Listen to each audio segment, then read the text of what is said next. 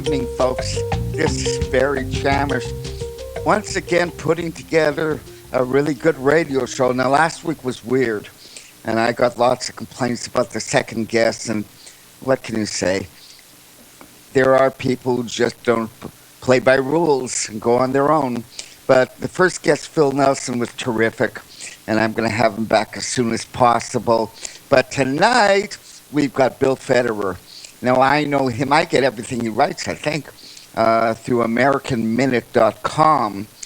And, well, he's been writing some good stuff lately. He's also the author of a book, Change to Chains. A little bit of a pun there, but change and chains. I see the significance, okay? Bill, how are you? Very great to be with you. Oh, my pleasure. I'm looking for normality in this show, and I got to tell you, I'm going to get my producer, Nick, on the phone sometime before the next show and learn how Skype works, all right? But let's start UN. Now, I made notes, and you made plenty of notes, and your logic is actually logical, but you have to flow with it. I'm telling my audience that, flow with it. The United Nations was formed, well, it officially began October of 1945 to stop wars. Now, what you claim is that since that declaration, there have been nearly 150 wars with 100 million casualties. Now, how many would there have been without the UN? Is that better, worse?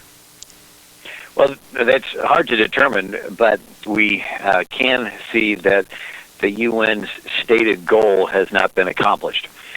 Very similar to, if you want to look at it, the Federal Reserve. There were different crashes that would take place, booms and busts, and the country was sold on the creation of the Federal Reserve to stabilize the economy. Well, it didn't. We did continue to have booms and busts. It was just they tend to be planned, if you were to say it in a certain way. And so the UN has global goals. When they started off, they had this sort of a naive, idealistic view. And I was reading where at the very founding of the United Nations, the U.S. ambassador made a motion to open with prayer, similar to the U.S. Constitutional Convention, open with prayer. Every session of the U.S. prayer, I would assume.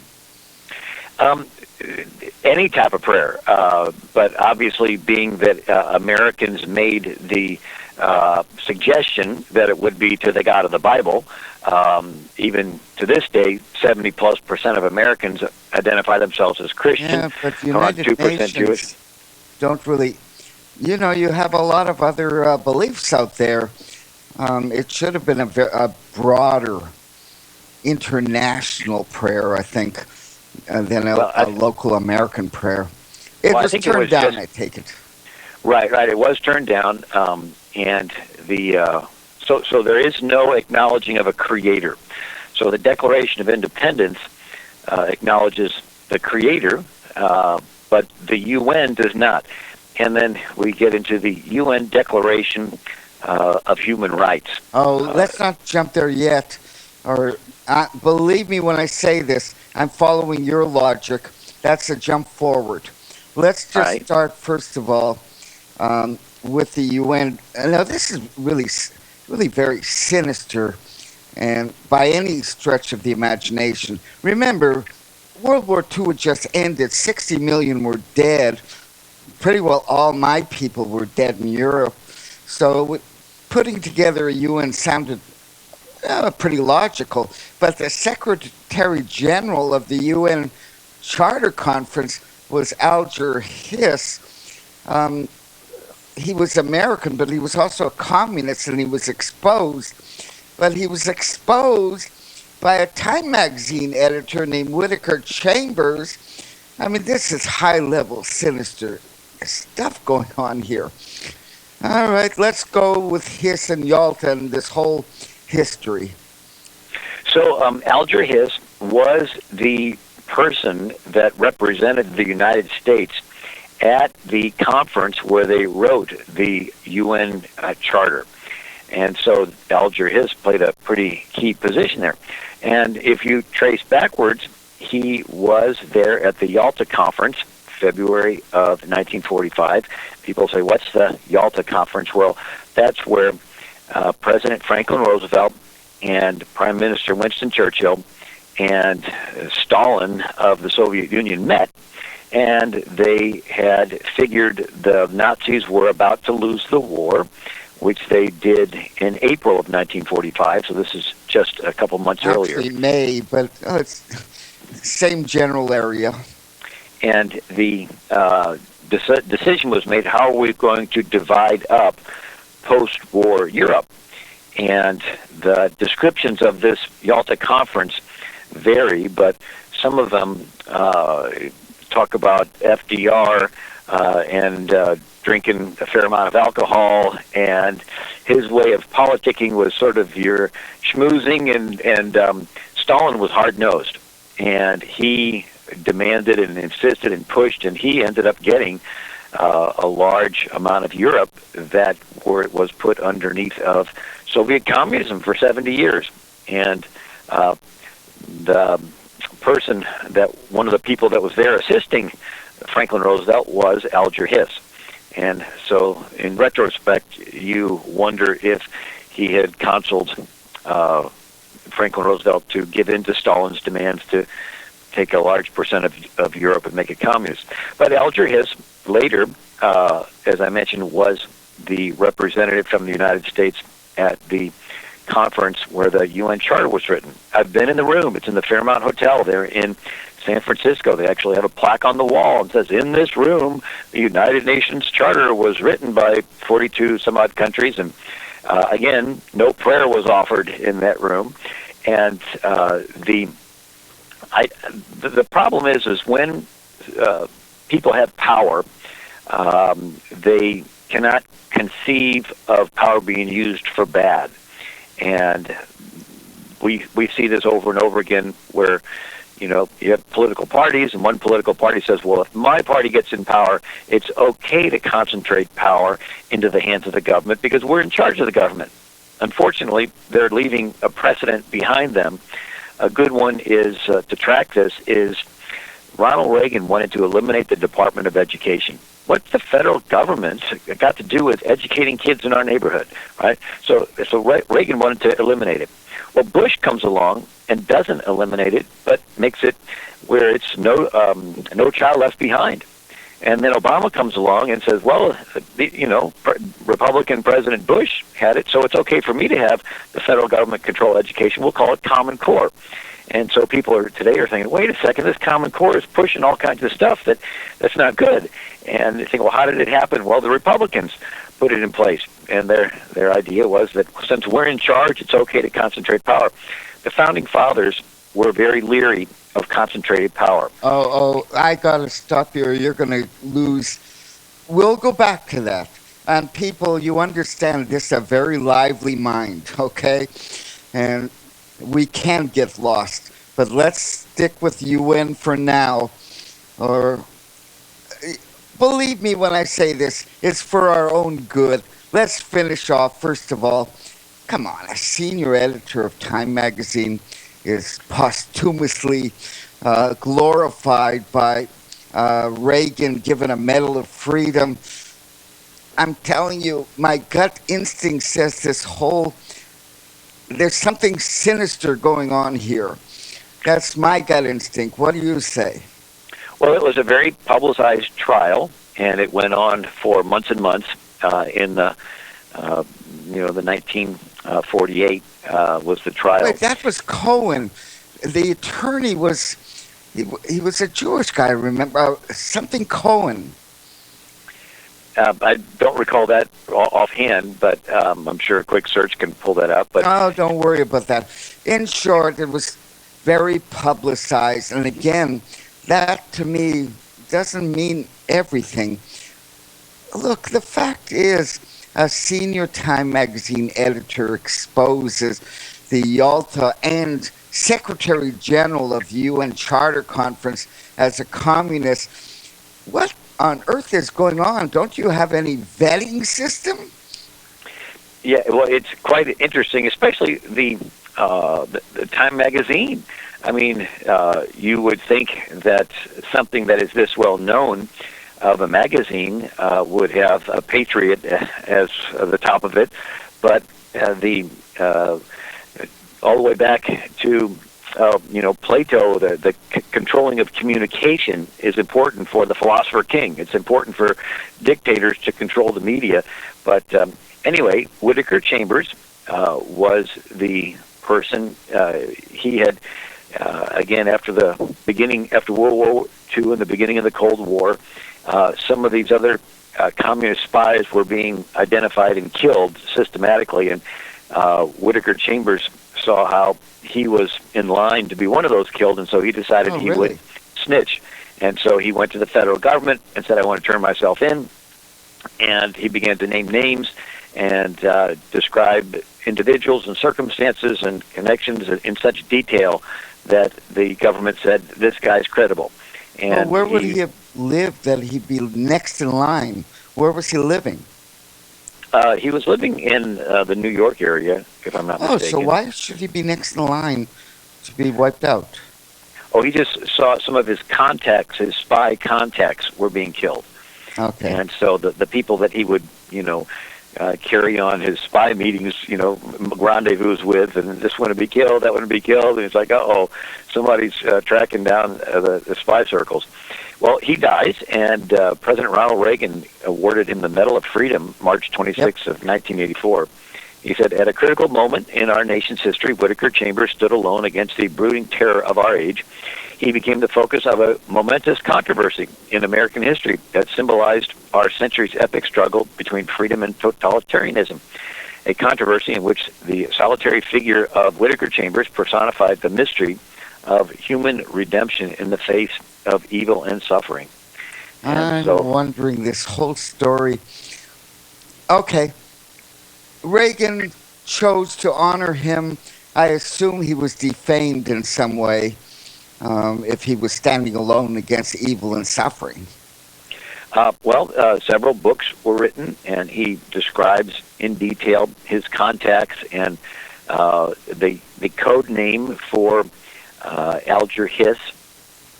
And then there was the question of if it was all real. But then after the Berlin Wall and the communist, the USSR was taken down, sure enough, a lot of files were released from the Soviet Union listing names of people in America, and a lot of the names that were questioned ended up indeed being connected with the communists. The same event with Hollywood. In the early 1950s, there was the concern that not just Time magazine, the printed media, but in the Hollywood media, that it was being infiltrated and propagandized and so forth. We did see a change in the type of movies being produced after this period from patriotic themed ones. That was a social convention? You're saying that was actually guided? Oh, well, what they were saying is when you see these movies and they try to portray McCarthyism and the witch hunt, and they try to say, well, that was all just totally unfounded. Well, after the Soviet Union came down, there were files released that sure enough named names of people in Hollywood that indeed did have communist connections. So they're having to rewrite some of the history. I put together a book called Endangered Speeches, and it goes through the history of LBJ and the cracking down on the freedom of speech for pastors and so forth. But I do have a chapter in there about the McCarthyism era and the defection of different spies. When Hollywood was in some way guided towards, I'm guessing, communist thinking. I would say far left liberal would be more like it, but like who? Well, the book that carries this information is called the Mitrokhin Archive, Mitrokhin, Mitrokhin Archive. The subtitle is The KGB in Europe and the West, printed in 1999. And Vlasy Mitrokhin defected from Russia, from Estonia, and came to England in 1992, carrying with him over 25,000 pages of Soviet intelligence documents. And so this book, co-authored by Christopher Andrew, again, lists thousands of names, and a lot of them are people that were in Hollywood, different producers and so forth. But that's the Hollywood media, but the printed media, you had the Time magazine, and Whittaker Chambers had confessed to being a spy, even though he was an editor of Time magazine. But the point of it all is to being a spy. Oh, this is getting deeper. You're saying he was a Soviet spy? Whittaker Chambers, yes. Yeah. Yeah, he confessed and admitted in a 1948 testimony, and it was definitely a big issue. Any search of the 1948.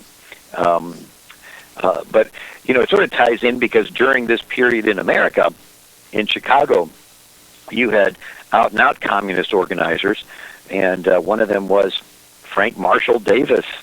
And that name is very well known because Frank Marshall Davis, after he did give testimony before a Congress committee, and Frank Marshall Davis did admit that he was a communist, he went to Hawaii, which was still a territory, and the communist movement was very strong in Hawaii, and he ended up publishing articles and so forth. And anyway, Frank Marshall Davis ended up being friends with the Ann Dunham family, and that was Obama's mom. So, oh gosh! All right. Now, kind listeners, I spent the day understanding him, and let me tell you, Bill Federer's mind jumps, but it stays on topic. I know this is significant. All right. Why is that significant that Obama's mother, I guess, was tied up with Hawaiian communists?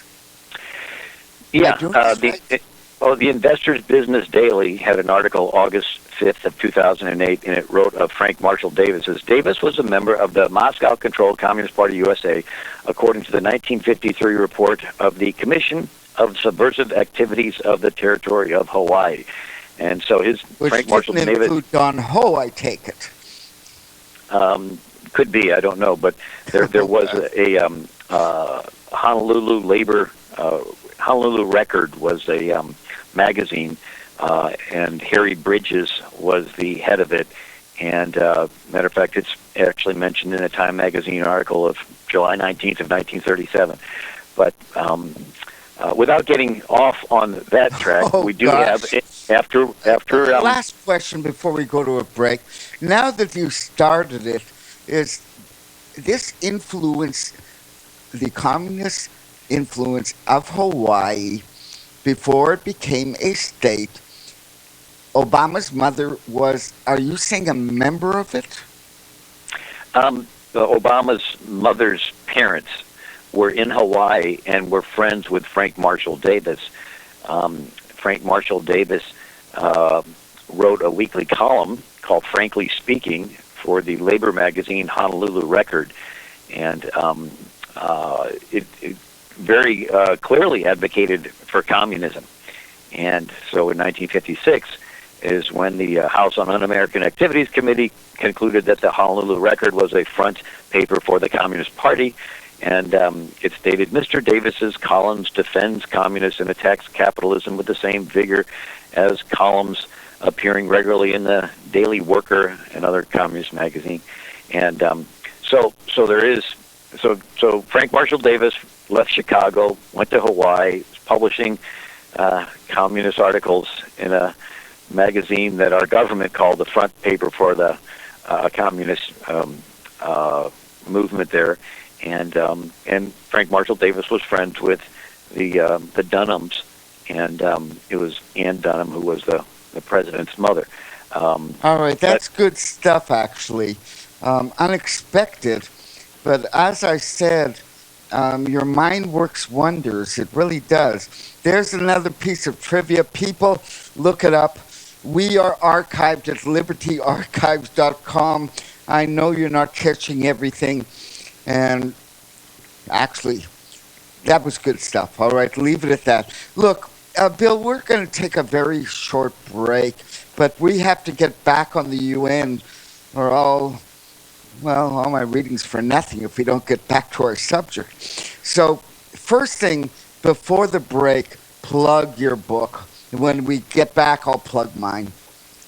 Well, there's several books that I wrote, but the one you mentioned at the beginning of the show is called Change to Chains, a little play on words.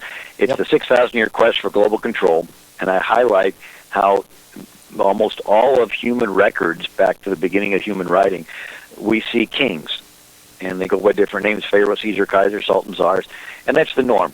And it's very rare do a people get a chance to rule themselves without a king. Israel, Athens city-states, Roman Republic for a while, but ultimately America, and they broke away from the most powerful king in the world, the King of England. So our founders wanted to do the opposite. They wanted to make the people the king and the politicians the servants. It's worked well for a couple hundred years, but unfortunately after every crisis we see the rubber band wanting to snap back and centralize power. And so that's the theme of the book, Change to Chains. How do we get it? My website is AmericanMinute.com, AmericanMinute.com, and I also send out a free daily email that people can sign up for. I read everything you send, just so you know, and I have for many years, and I recommend it. Look, I'm going to plug me because I want to get back to us and get back to this topic of the UN one way or another. All my books are at lulu.com. That's www.lulu.com. You'll see a search box right in my last name, Chamish. Chamish. It'll get you to my books. And thank you, David Sammer. I have a website, barrychamish.com. That's lulu.com for my books and barrychamish.com for my articles. And look, we're going to start off with one point that kind of gives some backing of the UN budget, which is, $20 billion. That's a pretty good budget. The largest contributions by the UN. We're going to dive into that and the significance of that, because you're demanding all kinds of, in this United Nations, you're not going to get it. All right? But when we come back, should we be aware of, I don't know what a UN oil for food scandal is. I don't even know what a UN sex scandal is. Do you want to dive into that? Yes. Well, there was an embargo on Iraq and some of the Middle East countries, and they were not supposed to be shipping out their oil and to other countries, but other countries through the UN would say, well, you can't ship out oil, but we can swap it out for food. So, in essence, they were trading with the Iraqi oil when the UN said that they weren't. So basically... I have to interrupt you. Look, we'll be back in 3 minutes. I'm not sure this is such a big scandal, and I never heard of a UN sex scandal. What are they doing in the UN that we're not doing outside the UN? We'll be back in 3 minutes, folks. This is Barry Chamish with Bill Federer and a rational interview. Boy, I like this. See you in 3.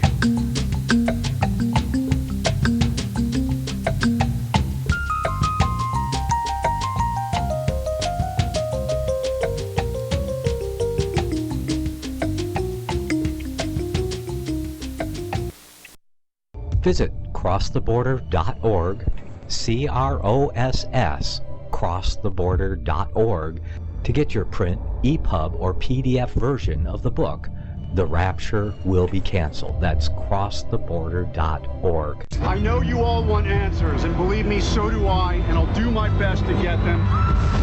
Despite Nicolas Cage's promise to do his best to get left behind rapture answers for us, don't hold your breath.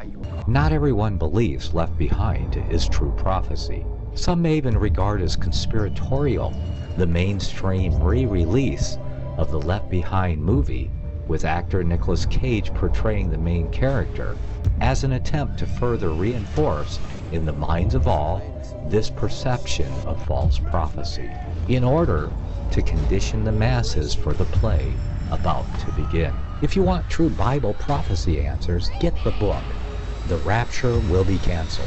The author exposes the Latin rapture origin, the 7-year tribulation deception, true Bible revelation of Daniel's 70 weeks, the abomination of desolation, the restrainer, America in the Revelation, the image of the beast and the mark of the beast, and the truth about God's chosen people, and so much more about Bible prophecy. This book will shatter the Left Behind paradigm of future events. Get the book, The Rapture Will Be Canceled. Visit crosstheborder.org, CROSS, crosstheborder.org, to get your print, EPUB, or PDF version of the book, The Rapture Will Be Canceled. That's crosstheborder.org.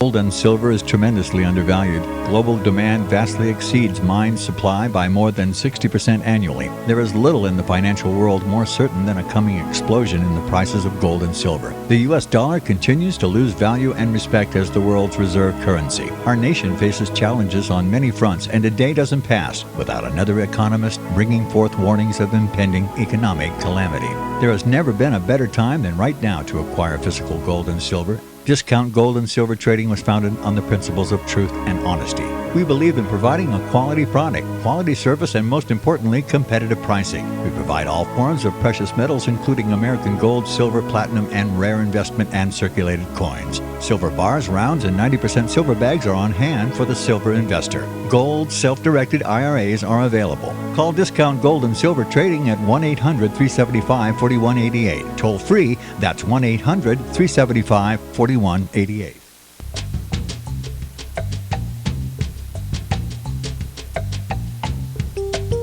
Hello, loyal listeners, and you're out there.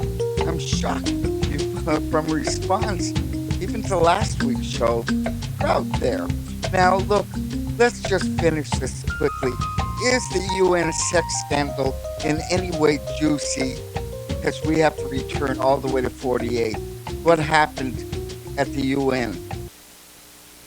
Well, there's consistent stories of the UN covering up child sex scandals. For example, there was one in Sudan. And here's an article. UN child sex slave scandal continues. Wave after wave of child abuse reports pour in from all over the globe. The UN is to investigate itself again, for it was revealed by the London Telegraph that more than 20 different cases of child sex slavery involving UN staff have been reported in southern Sudan. And anyway, the BBC is investigating. These are stories over the years that have surfaced for a short time, and then they would be buried. There was a Senator Bob Corker, head of the Senate Foreign Relations Committee, and he actually wanted to get a look into this.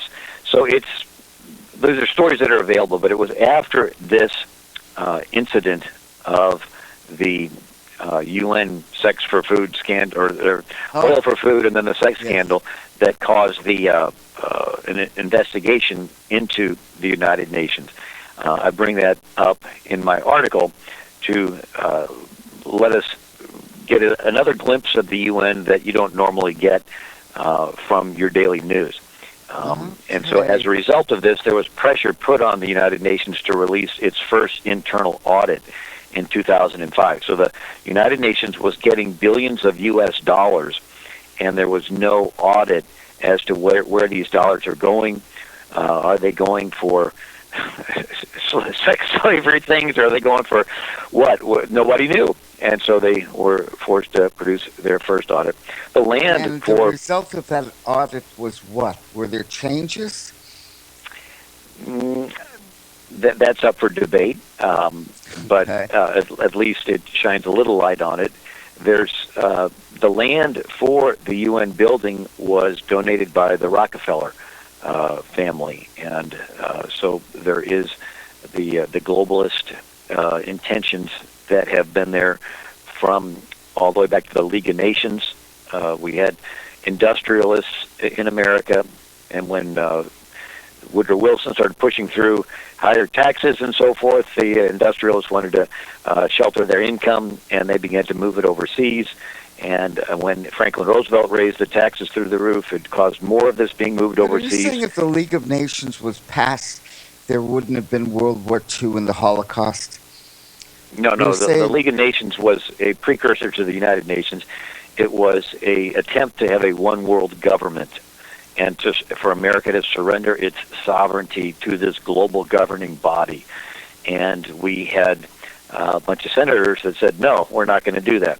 Now, Woodrow Wilson wanted to do good. He actually got the League of Nations, but all the countries of the League of Nations, he got them all on board to try to even stand up for the Armenians that were being killed in the Ottoman Empire. And so he wanted to do something good with it. The problem was, the fine print was that these nations would be surrendering some of their sovereignty to this global governing body. And the senators in America said, no, we're not going to do that. And so it was a little bit of a setback, but then the Rockefeller family and others started the Council on Foreign Relations, and then they began to work their agenda through appointments of people to key government positions. And but all right, we won't dive. I know the significance of that. You don't have to turn me on to the 1922 foundations of the CFR and all this baloney. But we're going to get lost again. So we have to go back all the way to 48 to finally, this is what you have been wanting to discuss. The UN's Universal Declaration of Human Rights, written with the help of Eleanor Roosevelt. And it was adopted by the UN General Assembly December 8, 48. What's the deal with that? Well, Eleanor Roosevelt, the wife of former President Franklin Roosevelt, was a delegate to the United Nations from America.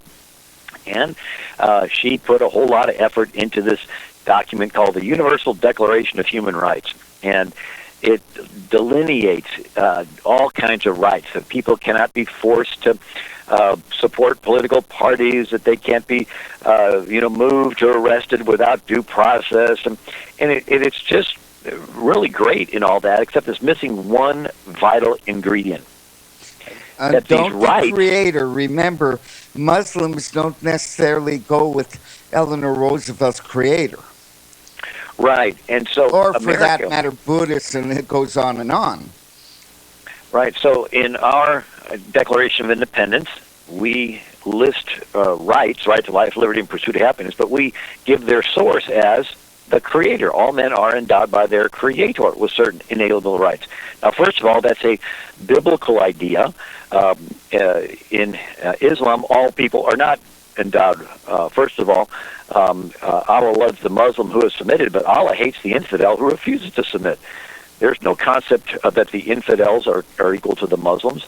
And so the idea that America had was that this is a Judeo-Christian creator, the God of the Bible, so to speak, because the God of the Bible, book of Genesis, says that all men are created equal, that they are made in the image of God, male and female. He created, he, them. I don't think communists would have necessarily backed your addendum, all right? You had a lot of people with a lot of power who wouldn't have backed it. You wanted a UN, you had to make concessions. Right, and so that's where Herbert Hoover actually suggested that the UN be dismantled, and in its place to put a new global governing group that believe there is a creator and that rights do come from God. And so that was a great quote from Herbert Hoover. Well, again, you'd have Stalin, who would disagree tremendously, and he had all of Eastern Europe, the Soviet Union, and a ton of power that would not have liked Hoover's idea very much. Right, and so Hoover said that this United Nations thing is useless because you're trying to have this organization. Why? To stand up for rights. Well, if you're working together with people that don't believe there are rights, and they're going to do everything you can to subvert it, and indeed that's what happened. And so here's a quote from Herbert Hoover. He said, our founding fathers did not invent the priceless boon, B-O-O-N, of individual freedom and respect for the dignity of men. That great gift to mankind sprang from the Creator and not from governments. Today, the socialist virus and poison gas generated by Karl Marx and Friedrich Engels has spread into every nation on earth. Their dogma is absolute materialism, which denies truth and religious faith. What a great speech to dismantle the UN. Now, let's assume that it's still around with all its flaws. You're saying that the Muslims, well, it defied Sharia law. So they formed their own organization, the OIC, the Organization of Islamic Cooperation. Now, we're going to go to 1990 and the Cairo Declaration on Human Rights in Islam, which is not so good if you happen to be non-Muslim or a woman. It really is not a very good human right you're getting. But we have to go all the way to a woman who is running for president, and this is where Hillary Clinton's backing of the OIC. Now let's do the whole Istanbul process. It's all yours. Well, so we have the United Nations, and it started with high hopes. They even had an Article 18. Everyone has the right to freedom of thought, conscience, and religion. This right includes freedom to change his religion or belief. That freedom to change is a problem for fundamental Muslims, because in Sharia law, you can join Islam, but it is the death penalty for you to leave Islam. It's called the Ridda laws, R-I-D-D-A, the apostasy laws, and it goes all the way back to Muhammad. Whoever changes his Islamic religion, kill him. And so, you had Jesus said something difficult, and many disciples walked with him no more, and Jesus turns to Peter and says, are you going to go too? And Peter said, well, you're the only one with the words of eternal life. Where can I go? Anyway, Jesus was willing to let them go. Not so in Islam. And so we see that over time, within the United Nations, the Muslim countries that wanted Sharia began to identify themselves and become friends with each other, and then they decided to form their own group called the OIC, Organization of Islamic Cooperation, and in 1990 they passed their Cairo Declaration on Human Rights in Islam, and they affirmed that Sharia was supreme.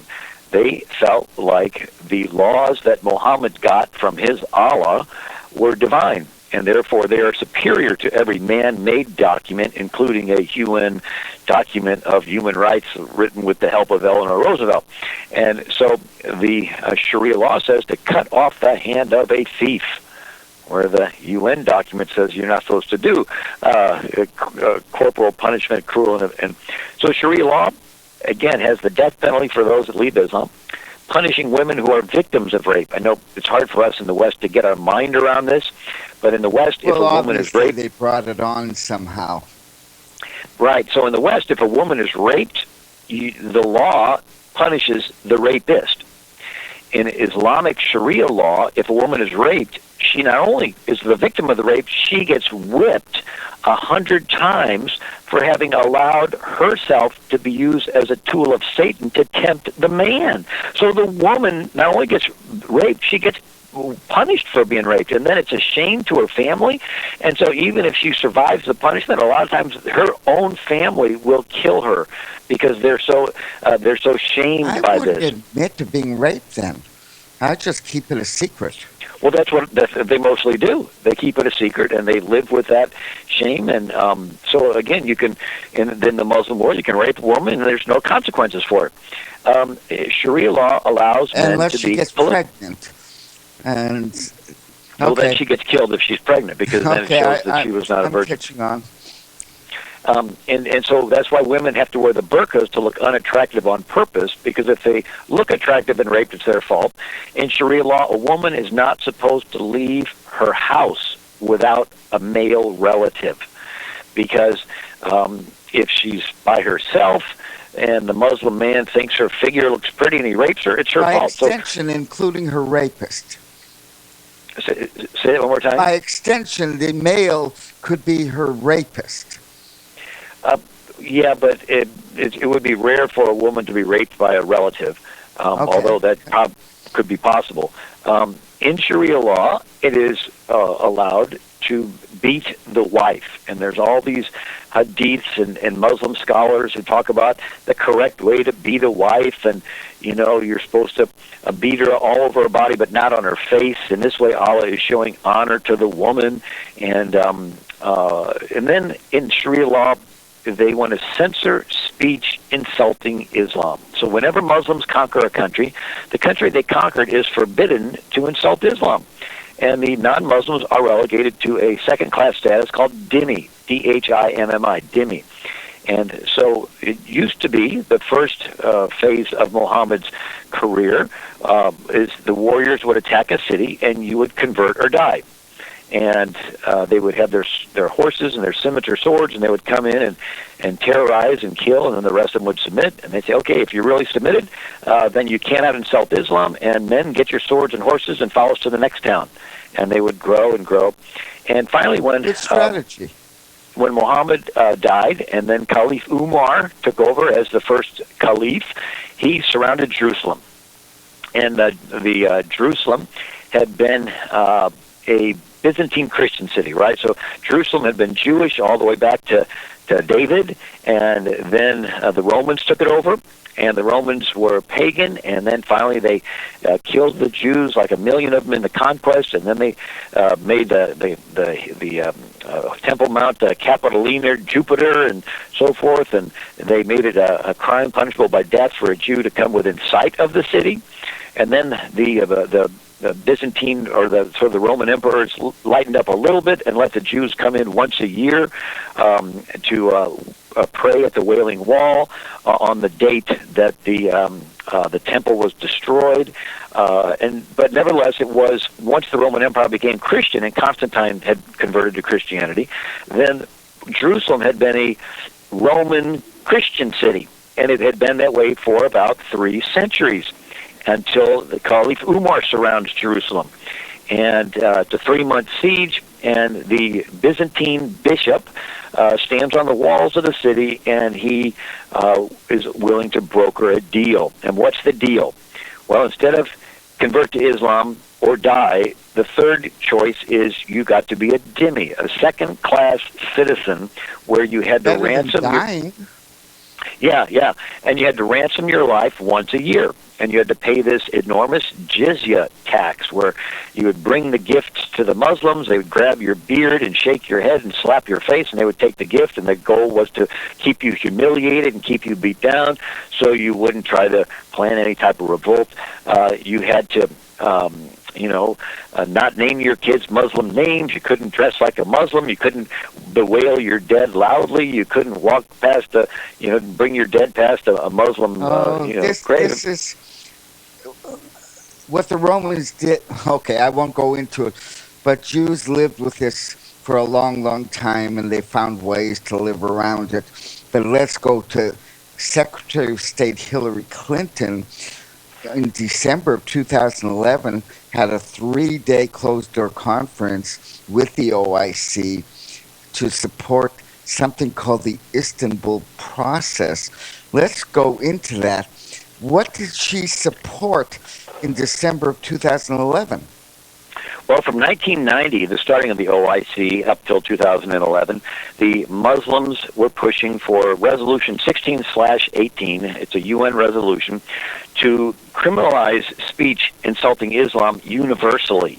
They wanted the UN to pass a law to say anybody that insults Islam universally will be criminalized. Well, when you look at this, whenever Muslims conquer a country, the country they conquered is forbidden to insult Islam. Here they are wanting the whole world to be forbidden to insult Islam. This is, in a sense, global conquest. And they had presented it several times. Bush would always, America would always vote against it. And then America, instead of voting against it, would just abstain.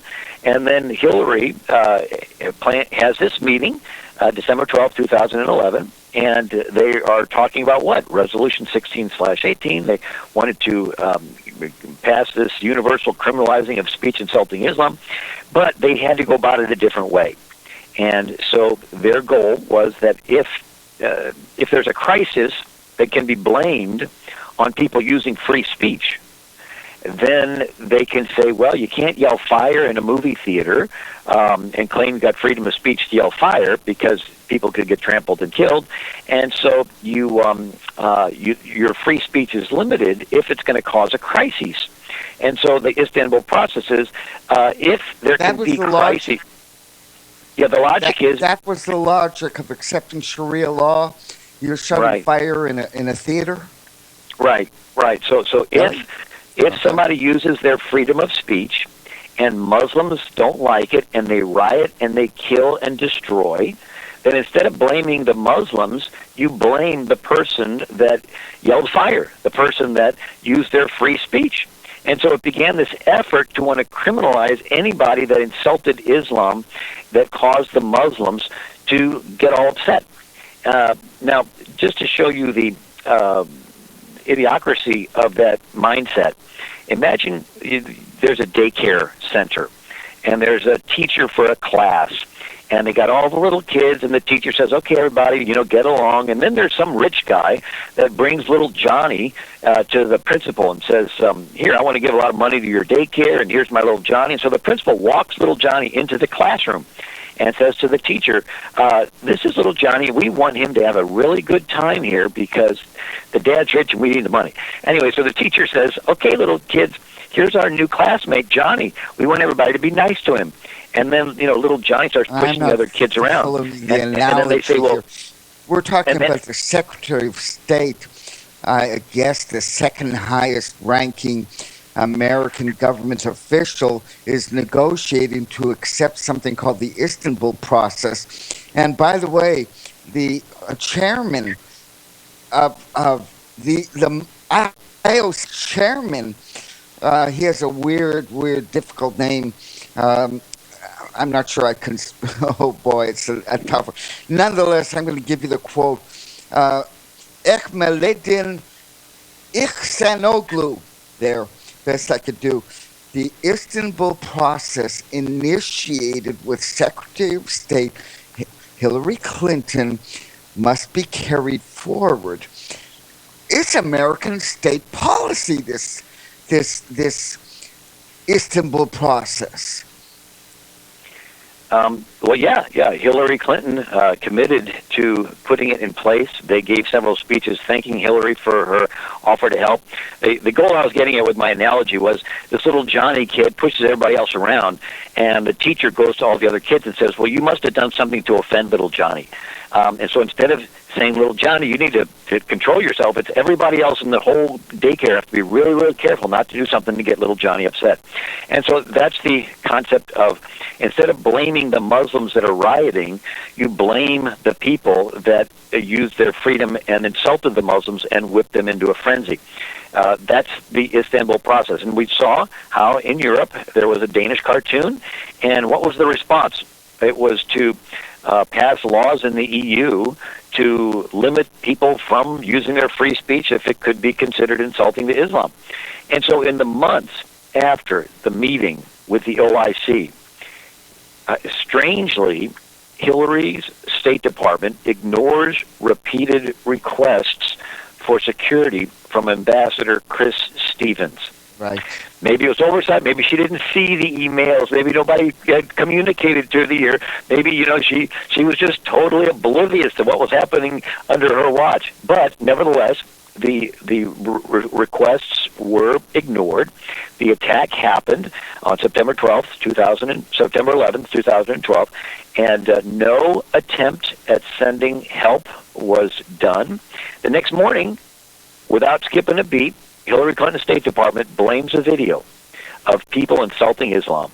And the memos are sent to YouTube and Google saying that they must censor, they recommend they censor speech insulting Islam.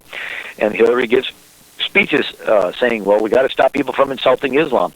And the president adds to the narrative by saying to the UN General Assembly, September 25th, 2012, the future must not belong to those who slander the prophet of Islam. And so we see this whole there. Susan Rice even gives... I think there's a connection. I'm going to say it's a tough argument, but I see it. And so if it would have been... and then when the emails come out and say it had nothing to do with this video, where in the world did that come from? It had nothing to do with the video. And it was this event that happened, and Hillary's response afterwards strangely aligned with the promises made at the OIC Istanbul process meeting. That the scenario could have very easily been, yes, it was this video, and we need to stop people from insulting Islam. No internet videos, no Google, no YouTube, nothing that can insult Islam. And the momentum could have picked up, and those laws could have been pushed through in a hurry, like there's lots of laws that are pushed through in a hurry, and there would have been this global dhimmi status in place. Now, just to give a little definition, when we say we want to stop people from insulting Islam, the gospel insults Islam. And then if we were to say Jerusalem's the capital of Israel, that insults Islam. As a matter of fact, everything that's not Islam insults Islam. And so this, when you connect the dots, they see.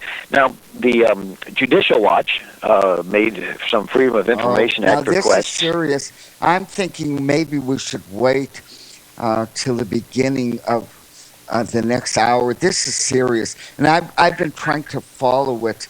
Why Ambassador Stevens was wanted dead. Now, you've got a pretty cogent argument here, but it has to explain. Okay, we're coming back in 7 minutes, and it's going to get even livelier, but we're going to start with why Ambassador Stevens was wanted dead. All right, is that okay with you, Bill? Sure. Folks, this is Barry Chamish for a good show. Boy, it's so nice. What a relief. Bill Federer will be back in 7 minutes, and we're going on to Christopher Columbus after this. Stay tuned. See you in 7, folks.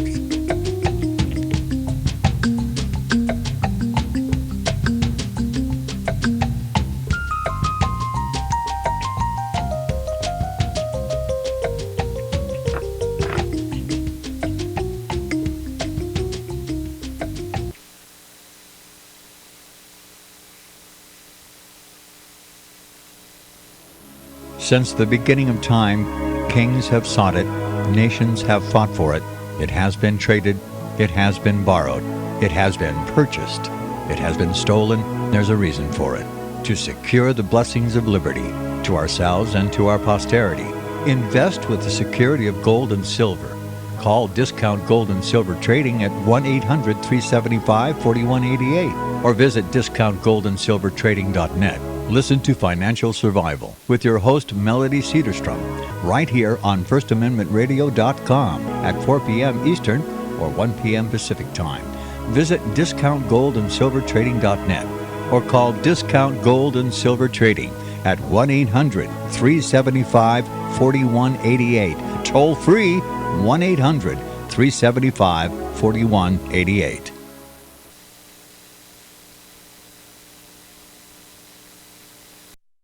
Visit crosstheborder.org, CROSS, crosstheborder.org, to get your print, EPUB, or PDF version of the book, The Rapture Will Be Canceled. That's crosstheborder.org. I know you all want answers, and believe me, so do I, and I'll do my best to get them.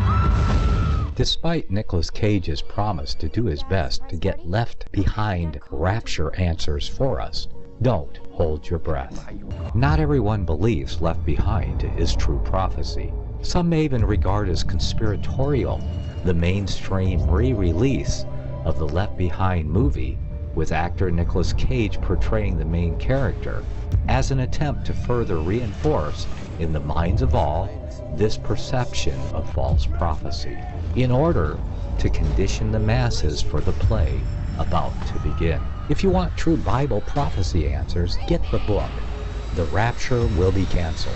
The author exposes the Latin rapture origin, the 7-year tribulation deception, true Bible revelation of Daniel's 70 weeks, the abomination of desolation, the restrainer, America in the Revelation, the image of the beast and the mark of the beast, and the truth about God's chosen people, and so much more about Bible prophecy.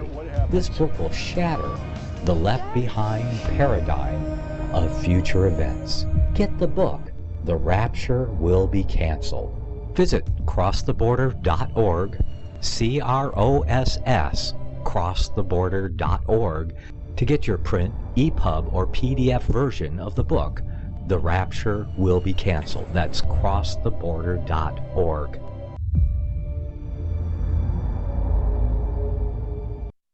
Your support today at FirstAmendmentRadio.com. Hey, folks, I'm going to get the plugs over with. We've got some serious stuff to talk about. So, look, all my books are at lulu.com, www.lulu.com. You get there, you see a search box, write in my last name, Chamish, Chamish. That'll get you to 9 books. And my website is barrychamish.com. All right, do your plug and before we dive into some stuff. Go, Federer, plug away for a second. My website is AmericanMinute.com, AmericanMinute.com, and I send out a free daily email called American Minute, and people can sign up for it. And then several books, one of which is called What Every American Needs to Know About the Quran, A History of Islam in the United States. And in there I bring out a comparison of Jesus and Muhammad. That Jesus never killed anybody. Muhammad killed an estimated 3,000 people, including cutting off the heads of 700 Jews in Medina. Jesus never owned slaves. Muhammad got a fifth of the slaves taken in battle. Jesus never tortured anyone. When Muhammad conquered Khaybar, the last Jewish settlement in Arabia, the chief refused to tell where the tribe's treasure was hidden, so Muhammad had him stretched out on the ground and they kindled a fire on his chest. Jesus did not allow his disciples to rape anyone. Muhammad did, and there's always hadiths that talk about how to do it. Jesus, I could go on and on. He forgave insults, and Muhammad avenged insults. We're going to. You've got a certain amount of praise for the Catholic King Ferdinand and his Queen Isabella, and that'll make for lively stuff later. But I want to go to this. You're saying that Libya's President Gaddafi was ousted with American weapons on their way from Benghazi to Syria. Go through this. This comes from Judicial Watch. I assume it's well documented, and it's very, very serious. And by the way, it's in line with stuff I've discovered through my own sources. Go to it. Well, after World War I, the Ottoman Empire fell apart. Britain took a part of the old Ottoman Empire, which included the Holy Land and Egypt and Palestine, gave birth to Israel out of that. France took a part of the old Ottoman Empire, Lebanon and Syria. They wanted America to take a part of the old Ottoman Empire, Armenia. We said no, and the Muslims proceeded to kill about 1.5 million Armenians. But the Ottoman Empire was gone. And Britain had ruled the world for 2 centuries. America had won World War I, World War II. And so the Muslim world had these leaders that decided that the future was like Britain and America. And so they would dress in business suits, teach English in their country, send their kids to Western schools. It was moving in this direction. So the Shah of Iran, he loved America. But then 2 things happened. One, 1928, the Muslim Brotherhood was started, and they said that they needed to bring the world back into submission to Allah, and the Muslim Brotherhood would target these secular leaders of these different countries, and the West would prop up these secular leaders, and that was the dynamics until 1938. Oil was discovered in Saudi Arabia, Standard Oil Company of California. And within 1 generation, Saudi Arabia went from the poorest Muslim country to the richest Muslim country. And so the surrounding countries said, well, why be like America and Britain to be blessed? Let's be like Saudi Arabia. Let's get more fundamental Muslim. In addition, Saudi Arabia would use its money to spread their fundamental Wahhabi version of Islam. And so we began to see politics change. Jimmy Carter pulls the rug out from the Shah in Iran, who was America's friend, and lets Iran... That is a major claim. Okay, I'm sorry for... Okay. On you go. I'm sorry for doing that. Big claim. No, Iran had 2 forces trying to take it over. One was the communists, and the other was the fundamental Muslims. And America had a national security advisor named Zbigniew Brzezinski, and he was advisor to Carter, and he said that Russia's the greater threat. And so it was a strategic decision to abandon our American ally, the Shah, and rather than Iran going into the hands of the communists, it was letting them go into the hands of the Ayatollah. But I remember it was Kissinger, Henry Kissinger, who sponsored the Shah. He arrived in America, didn't live much longer, let me tell you. But is my memory shoddy? Did I make a mistake here? Henry Kissinger was alive at that time, and but it began... He's still alive, as far as I know. Yes, he is. I met him at a Republican National Convention. I'm sure he doesn't remember who I am. But and so then we began to see that when Kissinger and Nixon, 1971, 2.5 million Hindus were killed by the fundamental Muslims, and Kissinger and Nixon did nothing. And then we see that Reagan, when the Marines barrack in Lebanon was blown up and 240 some odd U.S. Marines were killed, his response was to simply pull America out. And so we began to... there were a few shots from boats, then they left. Right, but it was this feeling that was growing in the Muslim world that America is a paper tiger, that we look really tough, but when push comes to shove, we're not there for our allies. And then we began to see this turning take place with the Gulf War. And Saddam Hussein, who had been our ally, all of a sudden we abandoned him, and we send in the troops, and we totally dismantle the country. And rather than saying, okay, leave the infrastructure in place, we'll just put a new head on it. No, we send everybody home, total lawlessness, and then we try to rebuild, but then it ends up being where the Muslim Brotherhood type groups begin to take inroads. And then our current president... The current situation, we are talking chaos, planned chaos by people who like chaos, but we're talking planned chaos going on right now. Yeah, there is an agenda that is being worked. The ultimate is they want to reestablish the caliphate. What is the caliphate? It's the Ottoman Empire. Everything that used to be part of the Ottoman Empire, they want back with a vengeance. And to do that, they have to pull the rugs out from all of these kings and presidents so that the Muslim Brotherhood can take over. And so our current president fired Mubarak. Mubarak was our ally in Egypt. The Muslim Brotherhood had been infiltrating the Egyptian military, and there was actually a parade, troops going before the bandstands, and the Muslim Brotherhood soldiers inside of the Egyptian army turned and sprayed the bandstand where the president was with bullets and kill him. And Mubarak falls off the back. He's injured, but he survives. He takes over leadership of Egypt, and he's cracking down on these Muslim Brotherhood groups. Well, when our president decided to speak in Cairo after first getting elected, he disinvited Mubarak, our ally. Could you imagine coming to a country and disinviting the president, and then all the front rows were filled with Muslim Brotherhood people? And then the president begins to send over his community organizers to help organize them, and they stage an overthrow of the American allied government with Morsi. So the Muslim Brotherhood can take on. For a year, they ruled Egypt. Now, it was a miracle that 26 million Egyptians gathered together in Tahrir Square, and they threw out the Muslim Brotherhood. And so it is a very strong reminder that not all Muslims want Sharia Islam, because the ones in Egypt threw out the Muslim Brotherhood. Are Christians and Jews equal in Egypt? No, they are second-class citizens, but for centuries they've learned how to survive, and they're happier being alive than dead, and so they had this class structure that it worked for them. But the Muslim Brotherhood threw all that out, and they began to kill and destroy these ancient churches and so forth. But again, 26 million of the Egyptians gathered together throughout the violent Muslim Brotherhood Muslims. And then we look at Libya. We were not at war with Libya. Matter of fact, when America took out Saddam Hussein, Gaddafi contacted America and said, "Look, I'll give you all my, nuclear weapons, whatever. Just come in and take them." I mean, he was like bending over backwards because he did not want to suffer the wrath of America. And from all accounts, the people in Libya were quite happy with Gaddafi. He was using oil money to, give them very cheap electricity and things. But our president, on his own, without the approval of Congress, decided to take out the president, by the way, remind us. The current president. Really? He decided on his own to take out the leader of a nation.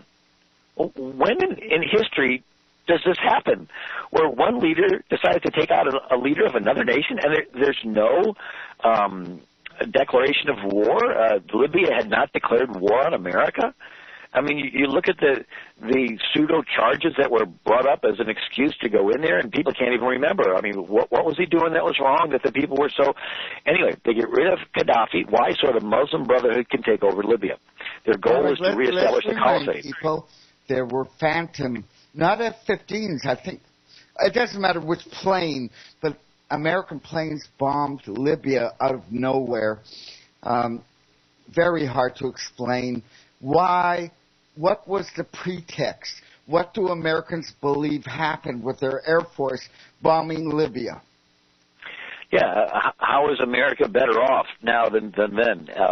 Well, anyway, the guns and weapons left in Libya were being moved through Benghazi to Turkey and Syria to arm the Muslim Brotherhood-affiliated groups so they could take out another king, Assad, in Syria, in their quest to get rid of all of these secular kings and presidents so they can reestablish their caliphate. Well, I don't think Assad's a king.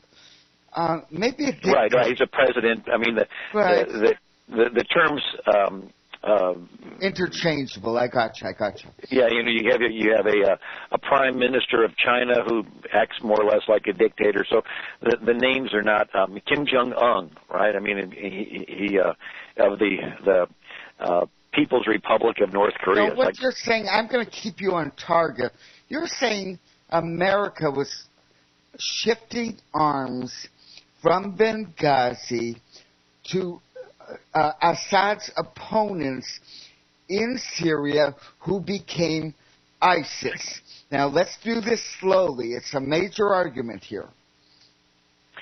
Right, you're correct. And so the arms, a large percentage of the emails that were released by the Freedom of Information Act request from Judicial Watch are inventory lists of missiles and RPGs and anti-tank bombs and weapons, and it lists what ships they're being put on.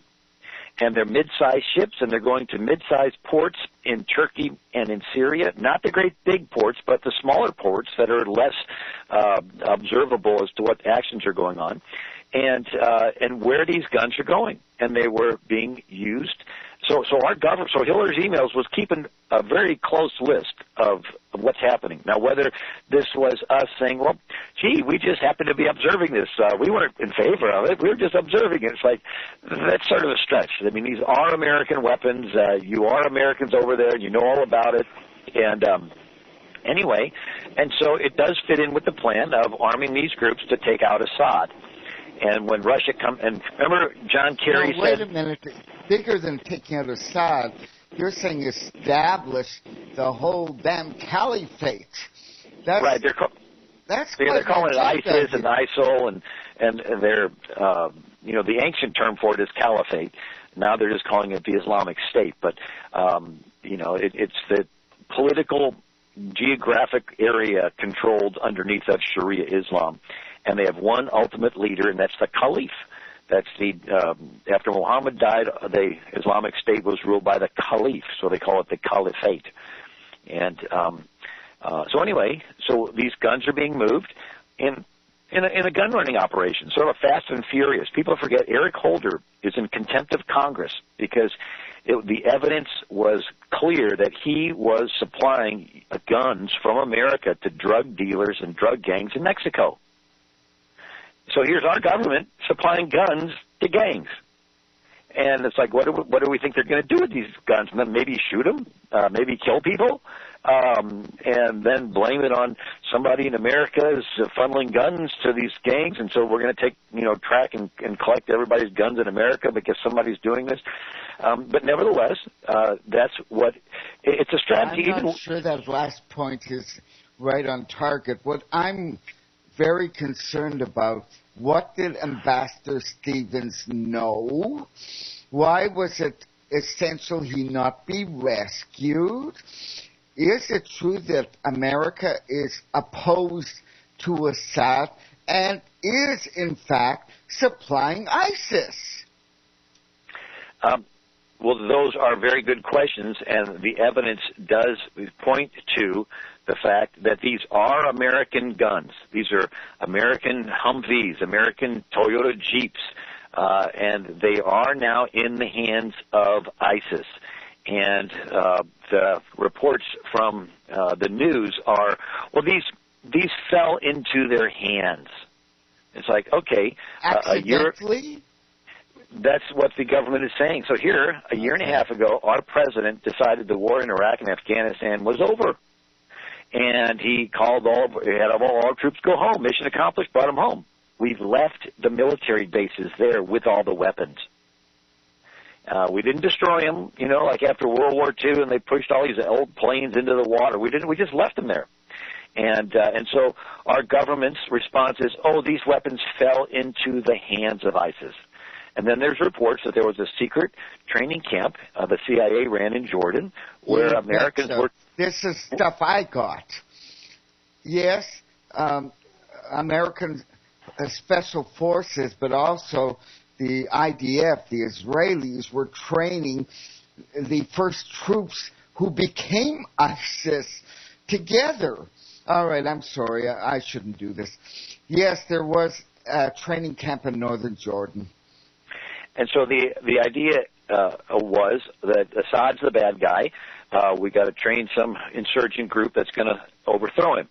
Unfortunately, it was actually creating ISIS, and some news reports brought up the question as to whether or not these Muslims that were being armed and trained would go after the Christian minorities.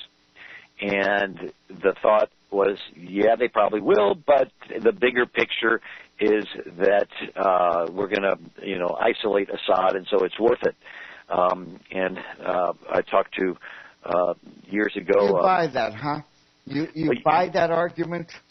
Well, years ago, I was a friend of mine is. A friend of mine is Bill Murray. He is Madeline Murray O'Hare's son, but now he's a Christian. He has a ministry called Religious Freedom Coalition in the Washington, D.C. area. And he was keeping in touch with several generals, and he said, and Bill Murray has a ministry to all the Christian minorities in the Middle East, and he would talk about how they're being killed and abandoned and nobody's there to help them. And he was talking to a general who said, the policy is that we're going to arm these groups, and the question was brought up, what about the Christians? And he said, well, when you're making omelet, you got to crack some eggs, and the Christians are the eggs. There are millions of people who aren't Christians roaming through Slovenia and whatever state in Europe will put up with them.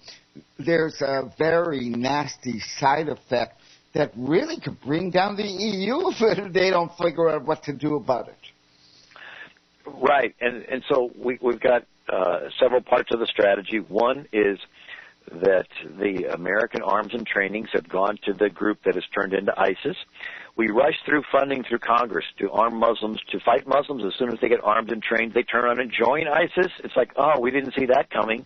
I mean, we're either the most inept world superpower arming the bad guys, or this is intentional. And when I go with this is intentional, and I'd say Turkey provided the camps to create 2011, wasn't so long ago, an army that took over northern Syria and half of Iraq. That's what I say. And so you need help to do that. Yes, and there's indication that Erdogan of Turkey wants to be the new caliph. He's envisioning this united Muslim state and him being the head of it, which would line up with the former Ottoman emperors being the head of it. A couple other pieces of the puzzle are worth noting is that Hugo Chavez had been bringing Muslim terrorists over from Iran to Venezuela for a generation, teaching them Spanish, and they've been coming north, infiltrating drug gangs and coming across southern borders. If you look at the populations of Muslims in Latin and South American countries, it's increasing at a very fast rate. Tobago and Suriname and Trinidad, they're having 10, 15, 20% Muslim populations now. And as they're coming across, we see a violence increasing in the Muslim gangs with the beheadings and the dismemberments. That wasn't there 20 years ago. That wasn't even there 10 years ago. But now, and it's because of the Muslims. There was one Mexican drug gang leader. His nickname was El Taliban.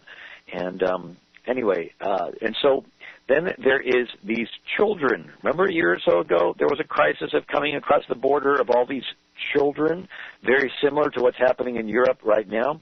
Yeah. And the children ended up being these teenagers covered from head to toe with tattoos, all members of MS-13 gangs and these violent gangs, and they admitted to being doing killings and beheadings and dismemberments. And anyway, they're spread out all across America into a lot of these cities. And then we see that there is this resettlement plan taking place with these Syrian refugees, part of a UN World Relief Organization. Find that there's some Saudi fingerprints on it, and it's like a map of the United States, and they're bringing large groups of Muslims, immigrants, to these cities. There is no background checks right now. Everyone's aiming at one country. I would not want to be Germany, right? You're going to get a couple of million of these refugees. Yeah, and so Slovenia, I mean, all these little countries are being inundated, and when they come in such large groups, they will not assimilate. And that even the Roman Empire, Will and Ariel Durant wrote a history of their... Oh, it's predictable. And they said that if they would have, filtered them through their schools and not their slums, and if they would have taken the time to give them Roman, values, then the Roman Empire could have, continued with all the new added benefits of the new blood of these immigrants. But when they came in so large, they kept their own language, their own culture, their own traditions, and that ended up breaking up the unity of Rome. And anyway, so we're bringing them in, we're spreading them out across the country. And now you look at maybe a nefarious part of the equation. What if, because there's no background checks, the FBI has even admitted to that, and there's a strange percentage of male-female, most refugees, it's women and children, right, because the husbands were off fighting. The refugees are mostly men, and lots of them are not even from Syria. They're not even from the... Now they're not. They're from all over Asia. And the thought is, are we being set up for an Arab Spring? Simultaneous Occupy Wall Streets, Ferguson's, Baltimore's, all across America, maybe right before the next election, maybe like an October surprise, and with simultaneous rioting and killing, and the news media showing some bloody pictures here, there, and the other, and then you're going to run campaign commercials in the middle of all this. And then there's going to be some Democrat congressman that's going to say, the president needs to declare this a national emergency. He needs to declare this, and then the crowd's going to, does the president need to declare this a national emergency? And as soon as it's declared a national emergency, all these executive orders going back to Kennedy's Bay of Pigs, the president gets complete control over the radio, television, internet, financial transactions, telephone calls, roadways, highways, waterways. He can move entire population groups, and obviously collect guns from everybody. And it's up to the president to decide when the crisis is over. Well, I see if Russia are sending jets and missiles, apparently to save Assad, apparently attacking the American-formed ISIS, you've got yourself a very strange mixture going on there right now. Right, and especially with, not especially, but there's also indication that China is showing its presence in favor of Syria. On Syria's behalf. On Syria's behalf. Look, Bill, we're having a terrific discussion. Look, we have to take 3 minutes. When we come back, we'll bring up Russia, and then I'm going to go into lively stuff, your background. I read you all day. I want to get the other stuff, too. Folks, this is Barry Chamish. We will be back in 3 minutes with Bill Federer.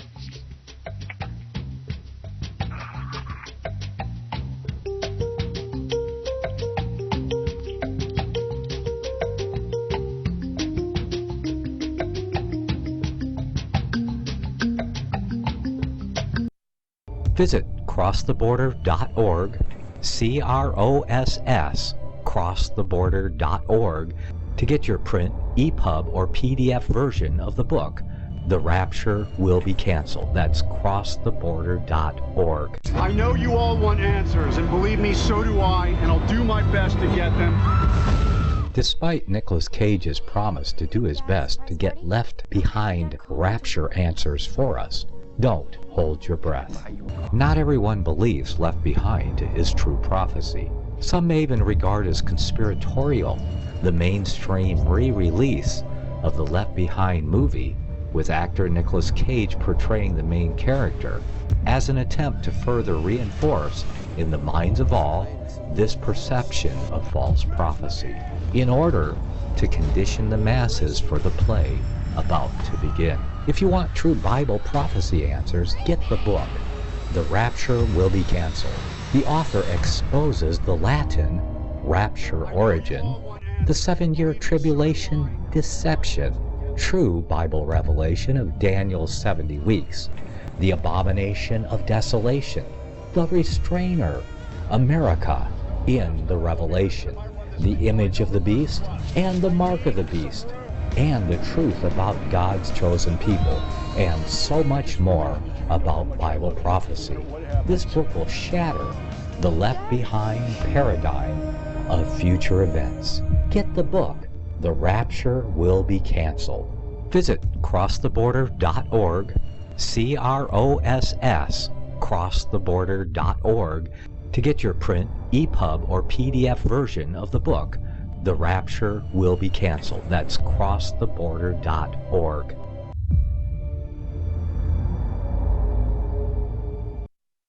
Gold and silver is tremendously undervalued. Global demand vastly exceeds mine supply by more than 60% annually. There is little in the financial world more certain than a coming explosion in the prices of gold and silver. The U.S. dollar continues to lose value and respect as the world's reserve currency. Our nation faces challenges on many fronts, and a day doesn't pass without another economist bringing forth warnings of impending economic calamity. There has never been a better time than right now to acquire physical gold and silver. Discount Gold and Silver Trading was founded on the principles of truth and honesty. We believe in providing a quality product, quality service, and most importantly, competitive pricing. We provide all forms of precious metals, including American gold, silver, platinum, and rare investment and circulated coins. Silver bars, rounds, and 90% silver bags are on hand for the silver investor. Gold self-directed IRAs are available. Call Discount Gold and Silver Trading at 1-800-375-4188. Toll free, that's 1-800-375-4188. Oh, folks, we have so much to talk about and we don't have a lot of time. Look, my people sent their suspicions. Vladimir Putin, who did he meet the day before he bombed Syria with his planes? Netanyahu. You can't imagine him saying, go bomb Syria in any scenario. But right after that, what has happened to Israel, it's really an implosion. The people can't walk outside anymore. Something really... All right, you explain that. All right, I gave you the scenario. Let's hear if you have an explanation. Well, I don't claim to be an expert on all of it, but I have read a lot of history and studied, and you can connect some dots and look at some trajectories and see where things are headed. And it does show that America is abandoning our ally Israel, and that this is a first time since the modern state of Israel came into being under the term of President Harry S. Truman, and both parties had supported Israel, and then President Bush, the first, is the one that began to pressure Israel to make treaties and agreements with the Palestinians, and Clinton did the same, and Condoleezza Rice under the second Bush is the one who forced Israel to give up the Gaza Strip, and she said, land for peace. To that, we can go all the way back to to Sadat and the Sinai, the whittling down of Israel. All right, I'm sorry, I shouldn't do that. It's my subject, not yours. All right, yeah, the whole Sinai Peninsula was Israel's, and they gave it up in the promise of peace. And so we see Who that... bought that? Who in Israel bought that they were going to get peace by bringing the PLO back? Come on, okay. I'm sorry, I'm getting all emotional, and I shouldn't. Well, it is a very... It's a current time of us really turning a corner and going from this Iran treaty has some wording that I've read that seems to indicate that not only are we allowing Iran to develop nuclear weapons, and not only are we releasing $150 billion worth of funds to help them, but there's wording in the treaty that says America is going to commit itself to help protect Iran's nuclear program. Well, who would they need to protect it from? Well, Israel, right? Israel. Iran is. You want to talk paper tiger? Israel is not going to attack Iran, and this whole nuclear stuff is such a side issue. They've got a real war right now, and they're losing it. All right? Iran isn't even part of this. All right, let's go straight back. Netanyahu meets Putin. The next day, Putin bombs Syria. He couldn't have done it without Netanyahu saying it's okay with us. Well, the thought is that with this Iran treaty, it's one of the first times that America is putting itself in a position of supporting an enemy of Israel and even possibly protecting Iran's nuclear weapons, which would put America in a scenario of maybe attacking Israel. America brought the PLO back to Israel. The damage, I'm not going... The Iran thing is nonsense. It's a nonsense side issue. What's going on right now is utter chaos. Look, you're watching what's going on in Europe with refugees, wait till you see Israelis coming to America by the hundreds of thousands. All right. I'm going to go off this one and go back to your thesis. And we start, it's a long one. I will not be able to finish it, but you start with Winston Churchill. He served in Egypt and Sudan, and he wrote the Nile River War, where he concluded that, now here's the quote, "No stronger retrograde force exists in the world stronger than Mohammedism. It's a militant and proselytizing faith. It has spread throughout Central Africa, raising fearless warriors, and were it not that Christianity is sheltered in the strong arm of science, they would have taken the whole place." Now, this is you. This is what you do in your writing. You refer back to science.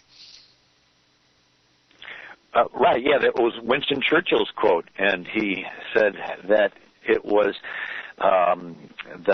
basically the military advantages that the West had that was able to give it the advantage over the Muslims. That happened beginning in Europe with the development of artillery and the movable cannons on wheels and grape shot. And Napoleon, interestingly enough, France decided to make a treaty with the Ottoman Muslims against Russia, Spain, and England. Here's France making a treaty with the Ottoman Muslims, and France was going to upgrade the Muslim Ottoman military. They did upgrade their ships, and when John Paul Jones fought the Muslims on the Black Sea during the Battle of, the Crimea, they noticed, the Muslims have better stuff than they had before. But it was the French were going to send Napoleon, a young artillery officer, to the Ottomans to train them how to use artillery. Napoleon resigned. He refused to go, and he wanted to do the fighting. He didn't want to train somebody else to do it. Could you imagine Napoleon's artillery genius at the hands of the Ottoman Muslim Empire? What was he doing in Egypt? That's where he died, if I'm not mistaken. He sent the whole army to the Middle East. Right, so Napoleon goes back. He refuses to go to the Ottoman Empire. He drops out of the military, has some friends that are friends with the directory or whatever. They get Napoleon back in, but they don't want him in Europe, and so they send him on a trip to Egypt. When France had its revolution, they had equality, liberty, fraternity, and they got rid of slavery in France, but they refused to free the slaves on the French plantation of Haiti, the richest colony in the New World, from its sugar. And so the slaves decided that they wanted to be equal to, and they revolted. France spent 10 years and hundreds of thousands of lives trying to put down this rebellion on Haiti. They couldn't, and of course later Napoleon sells all the Louisiana territory to America because he's afraid the slave rebellion is going to spread to the Louisiana French territory. But before that happens, France has lost, because of the revolt, it's lost its prosperous colony of Haiti, and England has India, which is a tropical colony, producing all kinds of stuff. So France wanted another tropical colony, and they said, hey, what about Egypt? The Ottoman Empire is sort of, in a lawful backward state, and so in 1798, Napoleon invades Egypt. In just a couple of days, he defeats their Mamluk slave army.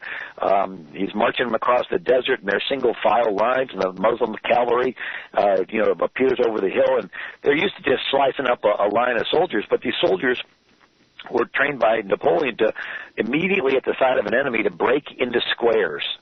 And so these squares, and the horses would not charge into a square of soldiers, and then the soldiers would kneel, they'd have the cannons, and they'd shoot the grape shot over their heads, and it would mow down these cavalry. And in just 10 days, Napoleon defeats the entire Egyptian Mamluk slave army, and he goes into Cairo. And he is widening the streets, and the Muslims are all afraid of him, and they're respecting, and there's peace. But he's widening the streets, and the Muslims riot outside of the palace window, and Napoleon says, what's wrong? And they said, well, you're tearing down one of our Muslim saints' tombs. So So Napoleon says, I'll give them a demonstration of how democracy works. So he says, pick 7 from amongst yourselves, send them to the side door, and he brings them in, he serves them coffee, and he says, now what's the problem? And they say, well, this is the saint's tomb, and he says, okay, tell you what, I'll stop the demolition. And so they go outside of the meeting with their hands up saying, yay, we got our way. And they're elevated in the eyes of the people, and Napoleon is weakened in the eyes of the people. And after that, the Muslims began to get emboldened that these French aren't as tough as they thought they would. They began to ambush them and smash their brains out and everything. And Napoleon could only keep order by killing a half a dozen of them a day. And then the British show up and destroy the French Navy at the Battle of the Nile. Now Napoleon's stuck in Egypt. And then he tries to make, friends with these Muslims, and, he helps to rebuild the mosque and this and that. And he even tells them, well, I'm sort of like a Muslim. I tore down Catholic churches. And he tries to invade the Holy Land and gets defeated at Accra, and then he decides to just leave. And, while he was there, he tried to introduce liberty, equality. There were no words in the Arabic language for liberty and equality. They had been ruled by the sword. That's the only thing they could relate to. Now, he did have some scientists that discovered the Egyptian history, because the Muslims, when they took over, they had destroyed the pyramids, just like they destroyed churches, and they destroyed Buddha statues, and they destroyed museums in Nineveh. And so they had destroyed the pyramids. And so the archaeologists just discovered the Rosetta Stone so they could sort of try to interpret the Egyptian language. They did leave the printing press, the one invention left in Egypt. But other than that, Napoleon goes back to France, and he becomes an emperor. And he's conquering all across Europe. And that's when he sells the Louisiana territory to America. And then he invades Spain, puts his brother Joseph on the throne of Spain. That's when Mexico breaks away, thinking, why should we be loyal to a Spanish throne with this French guy, Napoleon's brother? And thank you for, by the way, correcting me. He got out of Egypt. My mistake. Now, before you get really lost on this, I'm going to go back to your major point. Now, get ready, because I'm going to be lively if I get a chance. You're talking about Christopher Columbus. You're saying that he discovered America because Muslim Turks who conquered Constantinople in 1453 cut off the Silk Road, the previous way to get to China. Correct. Yeah, and Columbus even mentions that in a letter to the King and Queen of Spain. In front of me. So here, Marco Polo goes from Venice, Italy, to China and works for Kublai Khan for 24 years and brings back spaghetti, coal, gunpowder. Talks about the Chinese having thread from worms, silkworms, and China plates, and the Chinese had invented paper from tree pulp rather than from papyrus. And the Chinese had the first paper currency during the Yuan dynasty of Kublai Khan. That's why they still call it the Yuan. Chinese invented the wheelbarrow, the compass, they had Pony Express, and so China was technologically superior and to Europe, and India had tea, dyes, and spices. But when the Muslims conquered Central Asia, sacked Constantinople in 1453, it ended the land trade routes. And so the Europeans began to look for a sea route. Portugal found a way with Vasco da Gama to go around South Africa to India in 1498, but in 1492, Columbus sold the monarchs of Spain to try going directly west to get to India and China. And so in his book, Libro de las Profecias, Book of the Prophecies, there's a transcription of the first voyage, and Columbus writes, "And your highnesses made an end to the war with the Moors, the Muslims who ruled in Europe." And he says, "I saw the Moorish king come forth from the gates of the city, kiss the royal hands of your highnesses. And in the same month, through information I'd given your highnesses concerning the lands of India, and a prince who was called the Grand Khan." Right now I'm going to interrupt. During 1492, the Moors might have been the Arabs, but all the Jews were forced from their homes, and they a lot of them ended up in Morocco. But it was, let's just say, the Jewish interpretation of Ferdinand and Isabella is not, well, we despise them. Yeah, and there's definitely justifiable reason, too. Ferdinand thought that he drove the Muslims out, but he thought they were Muslims pretending to be nice, but they were really there subversive, wanting to overthrow his kingdom. And so he began a way to drive all the Muslims out, and an inquisition. And then the Jews lived in this margin between the Christians and the Muslims. And they had existed for centuries, but once Ferdinand was in charge, he suspected that, maybe some of these Muslims are posing as Jews, and so he decided, okay, all the Jews have to be Christian or leave. And some converted, called conversos, and then the thought was, well, did they really convert, or they just pretended to? So there was, I guess, the Inquisition. For her sake, Isabella really didn't have any part of it, and there's indication that the Pope wasn't involved in it. It was really just the King of Spain, Ferdinand, and he was ruthless, and the Jews were driven out. Many went to, as you mentioned, Morocco, some to the Ottoman Empire, some to Portugal. And Portugal became very prosperous. Why? Because all the Jews are coming there. And it was great for about 10 years. And then the King of Portugal decided he wanted to marry the daughter of the King of Spain. And Ferdinand says, you can, but you got to do the same thing there as here. And so the King of Portugal said, okay, Jews have to convert or leave. Again, they flee mostly to Holland. And it's sort of interesting. They settled in Holland, and largely in a city called Leiden. And there was actually a Jewish rabbi that taught at the University of Leiden. Who was in Leiden at that time? The Pilgrims. The Pilgrims who were chased out of England, and they went to Holland, and they settled in Leiden. And so there's a large body of evidence that the Pilgrims were influenced by the Jews.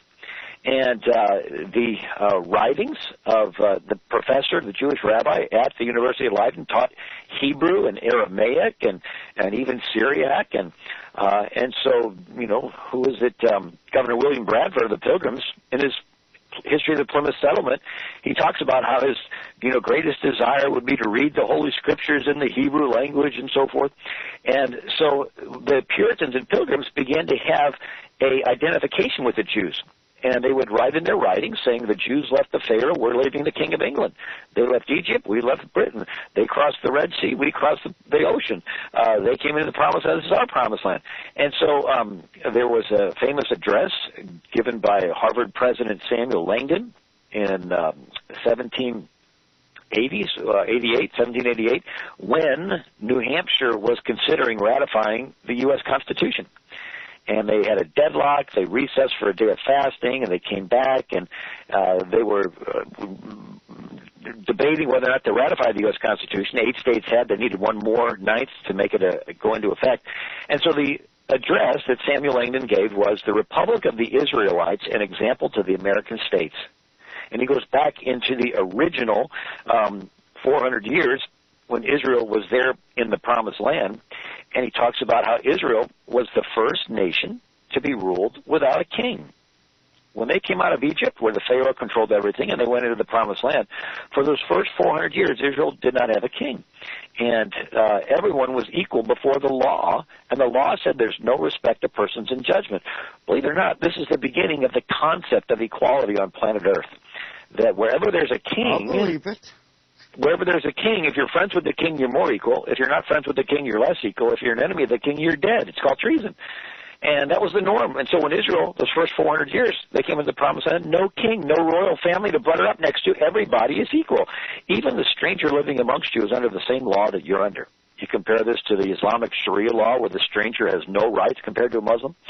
Israel is the first country where there is private land ownership. You see, wherever there's a king, you never really own the land. It's always conditional of you staying on the nice side of the king. You cross him, he'll take away your land and hang you. Where in Israel, the land was permanently titled to the families. And if they got in a pinch and sold it, every 50 years it reverted back to the family. This prevented a dictator from gathering up all the land and putting the people back into slavery. That's why they call it the Promised Land, because they own the land. Now, if you own land, you can accumulate stuff, and the Bible called that being blessed. Karl Marx called it being a capitalist, right? You got stuff. You worked hard to save it. Israel was the first nation with no police, because everyone was taught the law, everyone enforced the law. Israel is the first nation with no standing army, because every man was in the militia and ready at a moment's notice to defend his community. Israel is the first nation with no prisons, because the law said immediate justice at the gate of a city, and then a city of refuge you could run away to. Israel had a bureaucracy-free welfare system. So when you harvested your field, you left the gleanings for the poor people to pick through.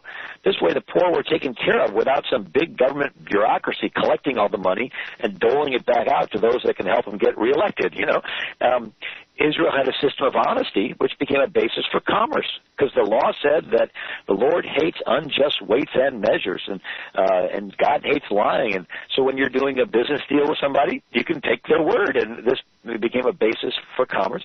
Also, Israel got to choose its own leaders. So when Deuteronomy chapter 1 says, Moses spake unto the children of Israel, said, how can I alone bear your cumbrance? Take you, wise men, and understanding, and known among your tribes, and I'll make them rulers over you. In other words, Moses didn't go out among 3 million and say, you're the leaders. No, he says, take you, wise, known among your tribes. So this is the people and their tribes picking someone they know. This was an election. And so Israel this is not Columbus. Look, I'm just going to quote his letter. He thinks they're Indians. It doesn't matter. He says, we can convert them to our holy faith by love rather than force. I gave some red caps, and I gave to others glass beads. Okay, he may have started out believing that, but it sure didn't work out that way. Right. In Columbus's case, he was Italian from Genoa, and he was sailing for the King of Spain, and he comes back after the first voyage, and there is a jealous Spanish bishop named Fonseca, and he goes to the king. He says, what did you do giving this Italian the titles of governor of the ocean seas and over all new lands discovered? And so he decides on Columbus's second voyage to load him up with 17 ships, 2,000 get-rich-quick Spaniards. And Columbus is like, I'm this close to China. Just let me go. I know I can find the king of China. Just let me at it. And so he's loaded up with these. And so they land, and Columbus is having to start a settlement. He's gifted as a sailor. He's not gifted as somebody settling, besides settling a bunch of get-rich-quick guys. And so there's malaria. They said, Columbus, you didn't tell us about this. And then there's a hurricane. Their first settlement of Isabella is destroyed in a hurricane. They said, Columbus, you didn't tell us about this. And then they discover there's two kinds of Indians. The nice ones Columbus met, called the Arawaks, and then the others are the cannibals. They call them Caribs. And they began to find islands with pots of human bones cooking in them, and gnawed thigh bones and leg bones. And like, Columbus, you didn't tell us about this. And so then they said, well, the gold, where's all the gold? We thought it was really easy to find. Columbus, you didn't tell us about that. And so they begin a insurrection. And Columbus is trying to crack down on them. Long story short, he gives in to their demands and says, okay, look, you get your plot of land, and they set up feudal system. Well, in the European feudal system, you got your feudal lord, and the people are the peasants, and they're tied to the land. And so these, they call it the Mazaragio system. And so Columbus, yes, he's the one that allowed them to set this up, and they abused it, and they treated the Indians very bad. Columbus tried to put down another revolt and hung a couple of them. And anyway, that's so what it was racism. Is that these guys, and Columbus in his third voyage, he writes a letter to the king and queen. He says, I'm trying to do the impossible. I'm trying to find the king of China. I'm trying to start a settlement with people that don't respect me. This isn't, these aren't religious people, like later the Pilgrims and the Puritans. And he says, this isn't like ruling a city in Europe, because these people are pretty lawless. And anyway, he complains, and this Bishop Fonseca intercepts the letter and goes to the king and says, I told you, Columbus is inept. We need to remove him. They send over another governor named Bobadilla, who puts Columbus and his brother in chains and sends them back to Spain. Columbus gets off the ship. He's dragging the chains through the streets. He goes into the king and queen's presence. They take off the chains, and they hear his side of the story, and they say, yeah, okay, fine, but we're not going to send you back for a while. And so Bishop Fonseca begins to send these Spanish conquistadors everywhere he could, claiming all the land for Spain without Columbus. And finally, the king and queen let Columbus go on a fourth voyage, and he's not allowed to go to the city he founded, Santo Domingo. But he sees a hurricane brewing, and he's seen a hurricane before, and so he risks it and goes in there, tries to warn them. He's a persona non grata. They don't pay attention to him. He has to flee. He doesn't even pull the little dinghy boat back into his ship because the hurricane's coming. He just sails, finds the other side of the island, tries to anchor down, and the hurricane destroys Santo Domingo. And that replacement governor, Bobadilla, he was on the ships going back carrying gold to England, to Spain rather, and he died. And only out of 24 ships, only one made it back to Spain, and it was the one carrying Columbus's portion of the gold, because the king was still honoring that part of the agreement. And all right, now we got, folks, I know the time is about coming up, but now we have Bill Federer doing a real good job. Oh, there it comes. All right, William Federer. From Change to Change, you go to libertyarchives.com and you'll get all the information. Thank you, Bill. That was a terrific interview.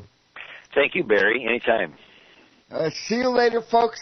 And we'll try and produce as good a show next Tuesday evening. Bet we can't. Night all.